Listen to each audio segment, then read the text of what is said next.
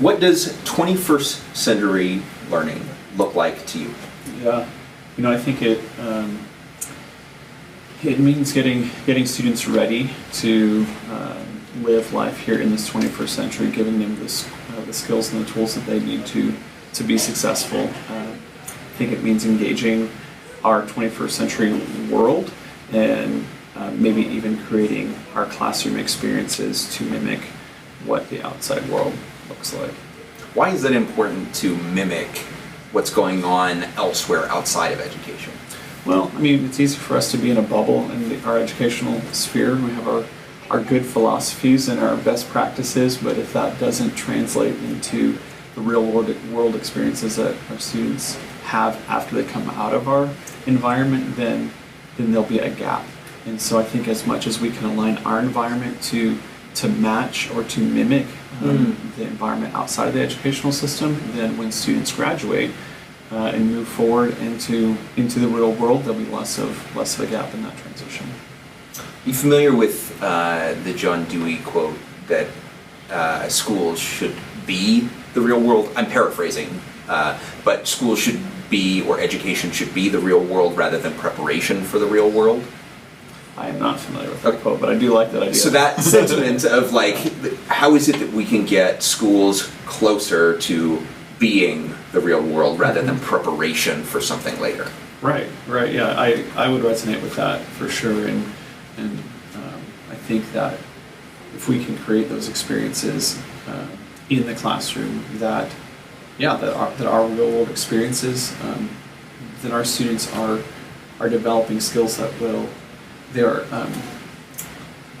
they're naturally developing skills that will prepare them for life, after the educational process. So rather than needing to teach them separate skills to prepare them, if we mimic our environment to be that which to look the same as the outside world, then they learn to manage all of that, and then can do that on their own outside of the educational process.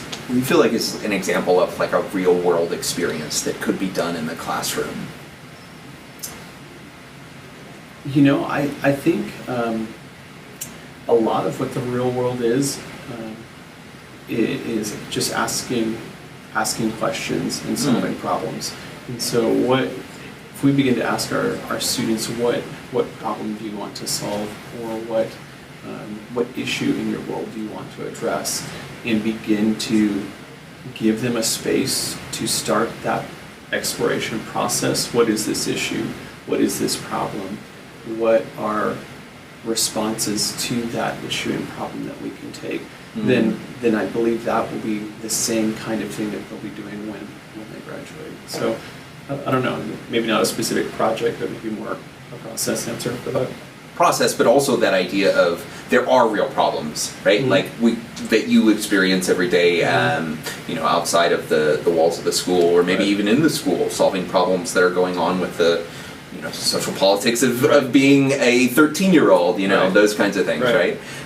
You spoke a little bit about the idea of a natural process, a natural process of sort of understanding the skills and sort of that, and rather than isolation, right? What does that mean for you, a natural process of skill development? Well, I think if our world in education looks like the world outside of education, then students are going to have to learn how to navigate that setting that they're in. And the teachers are there, staff are there to help them figure out how to do that. And that happens very organically. Students have to learn how to manage whatever setting that they're in our current educational environment, right? But I think what I was trying to highlight earlier is if that environment looks like the environment that they'll face after the educational process, then we don't have to teach them skills in isolation that they aren't currently using in the educational setting that they will then apply in the post-educational setting. Right. We're teaching them skills to manage the educational setting that then are the same skills that they'll use outside of that. And so there is this aspect of making sure that the work that's being done, the problems that are being solved, are not building towards something bigger, better. Like that they actually are the bigger, better thing themselves. Right. Yeah. Yeah. I think there's a lot of sort of inquiry in what you're talking about, like this level of guidance, sort of someone who is guiding the inquiry and supporting. And I love that idea of navigating, right? Helping a child to navigate that. Do you feel like it's important that the students are involved in that process of choosing the things to inquire about, of sort of thinking through, like, these are the problems that I want to solve? And yes, and I think that's a challenging setting to try to create. I think many times students don't know what they don't know. I mean, you can say, hey, what do you want to do? And they're like, I don't know. Right. And so I think to some degree there has to be a facilitated process where we maybe give them some of those issues, but we have to be thoughtful about the problems that we give them, to make them relevant to their experience, to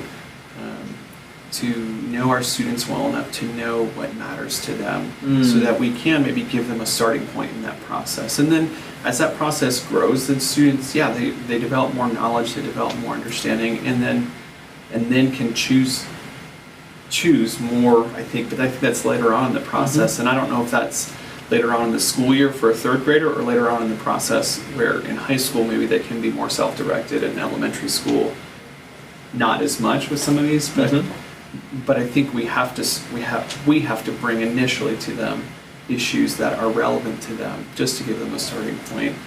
If I think back to when I was in school, I had no idea, like, and if something was that open-ended, for me and my personality, I wouldn't have been able to approach it, and so I needed a starting point. And maybe that's what it is. Some personalities might need more of a starting point than others. Maybe it's a personality question than anything. I think that's very possible, but you had also talked about at the very beginning the idea of there are some tools and resources, right, that we can give to kids to help them navigate, or to help them sort of go through this process. So would you say that 21st century learning looks like a facilitation through problems, or like solving for things with someone who is guiding you through a process? Yeah, I can see that, because it's as much about learning to move in that process than even about the outcomes itself. And so as students develop the tools to make their way through inquiry and through solving an issue or a problem, then they can apply those same skills to whatever problem that they're facing in their work or in their life after that. So yeah, I like that. I like the way you summarize that. Nice. All right. So I feel like you've totally answered this question, but I would love to hear your question that you think that we should be asking. One that either we're not asking, or that we're asking and just not answering, but something that's been sort of on your mind, or that you've been grappling with. In my role, the one that I grapple with is how can we connect with students? I think that question has maybe import beyond just your own role. Like, how do we better connect with students? Right. Like that to me is a more essential question, even for folks who see students every day. Right. But that idea of the sort of the further removed from that classroom that you are, how is it that we can connect with students both to try things out and to see if there are different or better ways of approaching problems or solving for skills and things like that.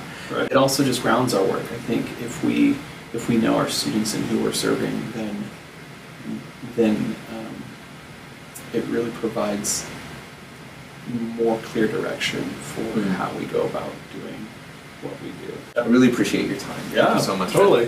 Thank you. It was